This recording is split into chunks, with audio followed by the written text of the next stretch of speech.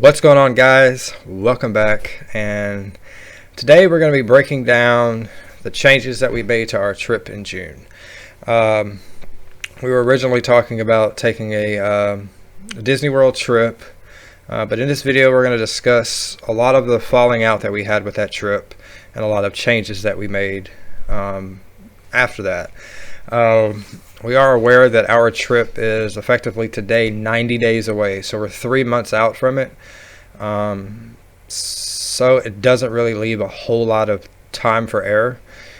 So over the last week or so, we've been discussing amongst one another with some of the changes that Disney has made and trying to figure out exactly what it is that we wanted to do for our vacation.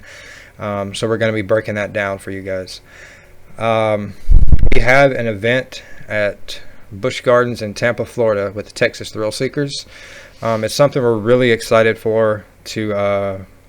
We've never been to one of these events, and we're really excited about going to one of these. And I think it'd be really cool. When the event got announced at the end of last year, we already said we're going because we'd always wanted to go to Florida and go to Busch Gardens.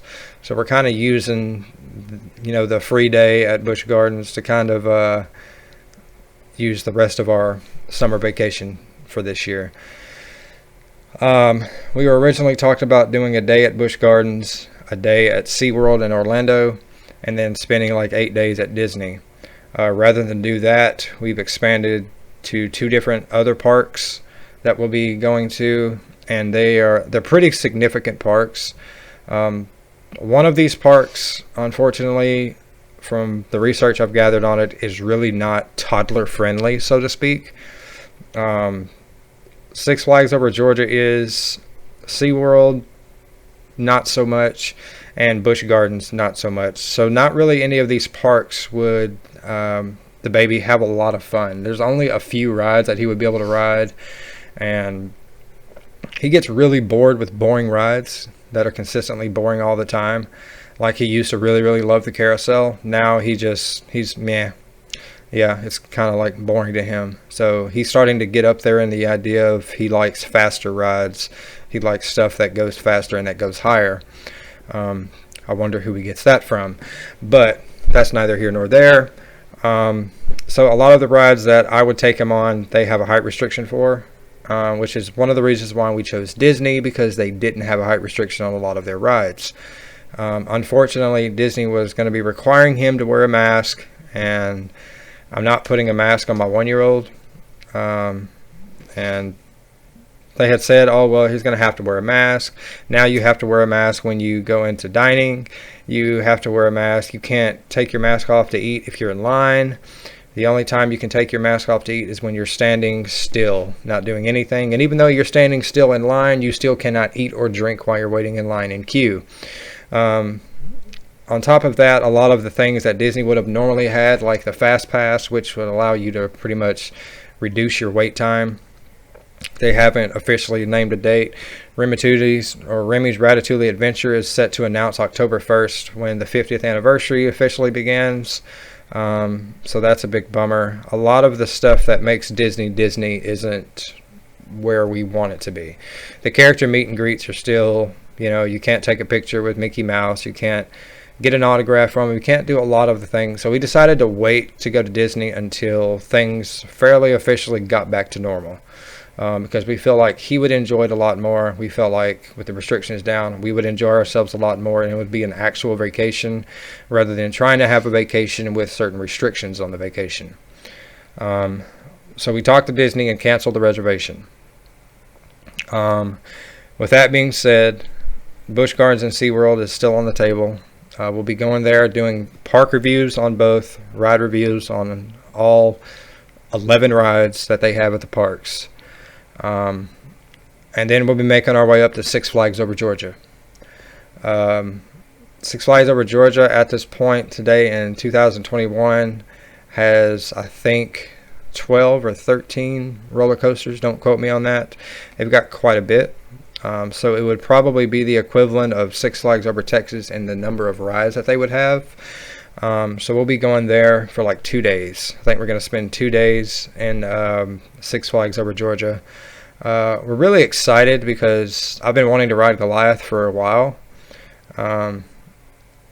Megan's going to ride Goliath with me. She just doesn't know she is. So that'll be cool.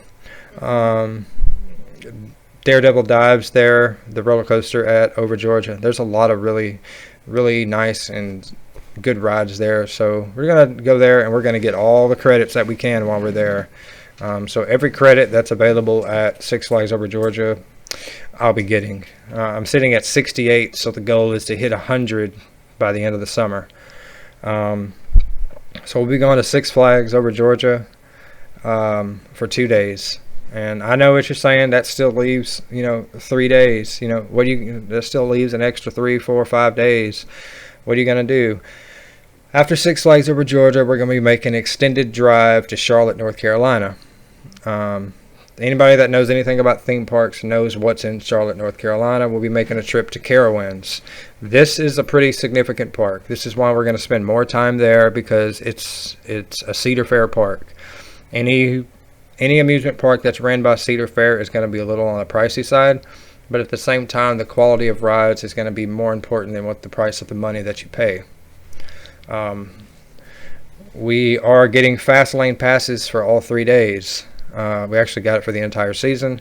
We're going to try to spend 4 days there, but I'm thinking it'll probably be more like 3. So that way we can really spend some quality time getting as much content there as we can.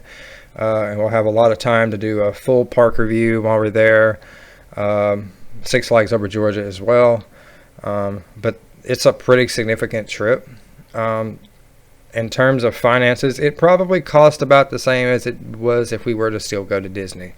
Nothing really changed as far as pricing goes. Everything's still pretty much the same. We just took one venue and changed it to another. I've never ridden anything taller than Titan. So I think it'd be really cool to be able to get 2, 3, 4 hypercoasters in one trip and 1 giga coaster. So I've never ridden anything, like I said, taller than Titan. So we've got the Iron Gawazi hypercoaster that's going to be at Busch Gardens. We've got Mako, the hypercoaster at SeaWorld SeaWorld Orlando. And then as we make our way to Six Flags Over Georgia, we're going to have Goliath, the B&M hypercoaster that's there.